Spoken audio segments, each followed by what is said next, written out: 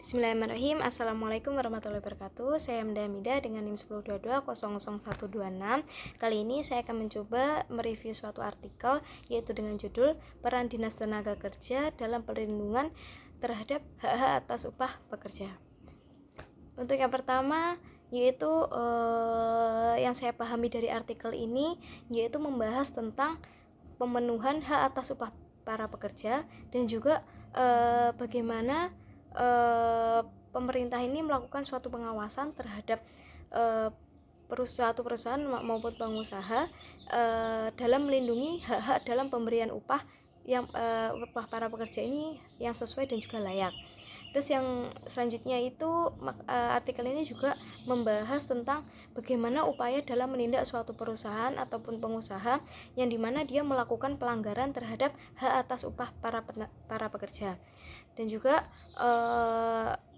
di sini juga dijelaskan tentang hambatan dalam pengawasan terhadap adanya pelaksanaan pengupahan ketenagakerjaan. Dan juga yang terakhir yaitu pada artikel ini menyoroti bahwa pentingnya adanya regulasi yang jelas terkait perlindungan hukum hak bagi pekerja untuk mencegah adanya suatu tindak pidana kejahatan yang akan suatu saat muncul, dan juga melindungi masyarakat dari resiko penyalahgunaan maupun penyelewengan yang dapat timbul dari suatu perusahaan ataupun pengusaha.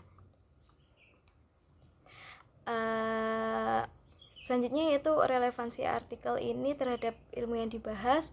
Itu artikel ini yang pertama, artikel ini membahas tentang pengawasan terhadap pemenuhan hak atas upah para pekerja. Nah, dalam pengawasan ini dilakukan oleh Dinas Tenaga Kerja terhadap suatu perusahaan, yaitu dapat memberikan perlindungan terhadap tenaga kerja sehingga upah yang diberikan itu layak dan sesuai dan dapat meningkatkan produktivitas para pekerja. Yang kedua, dalam pengawasan serta pemeriksaan di lapangan dalam pelanggaran yang dilakukan oleh perusahaan, maka dapat melakukan konfirmasi, pembinaan, peringatan, dan juga pembuatan laporan tindak pidana yang dilakukan oleh Satwasker. Selain itu, dalam melakukan suatu pengawasan, Satwasker ini juga mengalami suatu hambatan. Serta artikel ini juga dapat memberikan wawasan para tenaga kerja sehingga mereka berhak untuk mendapatkan suatu perlindungan dari pemerintah jika pemberian upah yang diberikan itu tidak sesuai dan juga tidak layak.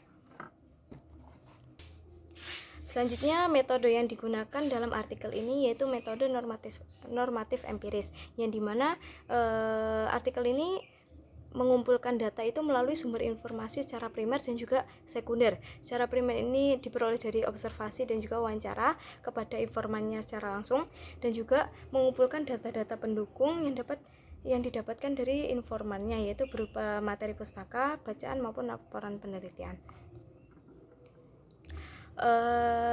Dengan membandingkan hasil dari penelitian ini dengan penelitian sebelumnya, yaitu yang pertama, artikel tentang perlindungan hukum hak-hak pekerja dalam hubungan ketenagakerjaan di Indonesia, yaitu di sini membahas tentang pelaksanaan dalam perlindungan hukum terhadap hak-hak pekerja. Jadi artikel ini membahas tentang perjanjian kerja dan regulasi hak pekerja yang dianggap mendasar harus dijamin oleh suatu perusahaan yang beroperasi. Yang kedua, artikel perlindungan hukum terhadap tenaga kerja yaitu membahas tentang bentuk perlindungan hukum terhadap pekerja. Dalam artikel ini bentuk perlindungan pekerja itu seperti dalam perlindungan ekonomis, perlindungan sosial, dan juga perlindungan teknis. Yang ketiga yaitu artikel perlindungan hukum terhadap hak-hak pekerja, outsourcing berdasarkan asas keadilan. Dalam artikel ini yaitu membahas tentang hubungan antara buruh dan juga pengusaha atau pemodal yang selama ini lebih menunjukkan hubungan yang antagonistik daripada hubungan yang harmonis. Jadi artikel ini tuh membahas tentang suatu permasalahan yang menjadi pemicu menguatnya antagonisme antara buruh dan juga pengusaha atau pemodal. Sementara artikel yang saya bahas ini, yang saya review ini, itu hanya lebih fokus membahas tentang peran Dinas Tenaga Kerja itu dalam pengawasan terhadap perusahaan guna untuk melindungi hak-hak pekerja atas upah yang diberikan, yaitu melalui pembinaan, pemeriksaan, pengujian, dan juga penegakan hukum bagi pekerja. Evaluasi kesimpulan yang direkomendasikan itu yang saya bandingkan dengan artikel yang lain. Di sini kesimpulan yang diberikan penulis ini sangatlah singkat, yaitu mengenai upaya Dinas Tenaga Kerja dalam pengawasan pengupahan tenaga kerja dan juga hambatan dalam melakukan pengawasan.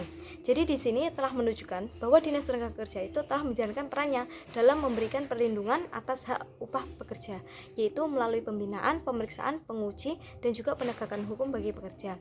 Sementara dalam artikel eksistensi organisasi buruh internasional dalam memberikan perlindungan terhadap hak-hak pekerja berdasarkan Konvensi ILO nomor 111 tahun 1958 tentang diskriminasi dalam pekerjaan dan jabatan dan implementasinya di Indonesia menyimpulkan bahwa diatur dalam Konvensi nomor 100 tahun 1951 tentang pengupahan, yaitu upah yang diberikan dalam pekerjaan itu harus sama nilainya, yaitu bagi wanita dan juga laki-laki. Sementara dalam artikel peranan pemerintah daerah dalam memberikan perlindungan terhadap hak-hak pekerja atau buruh, terutama berupa pemenuhan atas upah yang layak, menyimpulkan bahwa pelanggaran terhadap ketentuan upah minimum dapat menerapkan sanksi administratif, misalnya yaitu tidak mendapat layanan publik tertentu. Pemerintah daerah kabupaten ini harus berani untuk mempublikasikan pihak-pihak yang tidak menjalankan UMK maupun UMSK yang telah ditetapkan dan juga diperlakukan. Di sini ada kelebihan dan juga kekurangan dari artikel ini. Kalau menurut saya kelebihan artikel ini telah menjelaskan bahwa Dinas Tenaga Kerja ini mempunyai peran dalam memberikan perlindungan atas hak upah pekerja melalui proses pengawasan terhadap tenaga kerja dalam suatu perusahaan serta hambatan yang dialami dalam melakukan suatu pengawasan. Artikel ini juga membahas tentang upaya yang ditempuh Dinas Tenaga Kerja jika suatu pelanggaran itu terjadi dalam suatu perusahaan. Sementara kekurangannya dalam artikel ini yaitu yang pertama, tidak memberikan banyak contoh yang konkret tentang suatu pelanggaran permasalahan atas pemenuhan hak upah pekerja beserta sanksinya, serta tidak ada kejelasan mengenai kemana dan juga bagaimana cara agar dapat mengajukan laporan serta pengaduan terhadap para pekerja yang bermasalah dalam pengupahan di suatu perusahaan. Yang ketiga, juga tidak dijelaskan sanksi apa yang didapat apabila suatu perusahaan itu melakukan suatu tindak pidana atau suatu pelanggaran dalam hal permasalahan pemenuhan hak atas upah pekerja seperti membayar upah tidak disesuaikan dengan kesepakatan. Selanjutnya saya akan merekomendasikan untuk pembahasan lanjutan dari artikel ini, yaitu yang pertama penelitian mengenai implikasi terhadap penyelesaian masalah yang timbul berkaitan dengan ketenagakerjaan sehingga memberikan perlindungan hukum terhadap hak-hak bagi pekerja. Selain itu juga bisa menganalisis bagaimana perbandingan perlindungan hak-hak pekerja dalam peraturan perundang-undangan tenaga kerja secara nasional maupun internasional. Selanjutnya bisa juga studi lebih lanjut tentang ketentuan sanksi pidana dan juga sanksi administratif yaitu terkait pengupahan yang diatur dalam undang-undang. Dan yang terakhir bisa juga menganalisis tentang penyelesaian perselisihan hubungan industrial dalam optimalisasi pemenuhan hak-hak pekerja atau buruh terutama atas upah yang layak. Mungkin cukup sekian review artikel tentang peran Dinas Tenaga Kerja dalam perlindungan terhadap hak-hak atas upah pekerja. Cukup sekian dari saya. Syukran. Wassalamualaikum warahmatullahi wabarakatuh.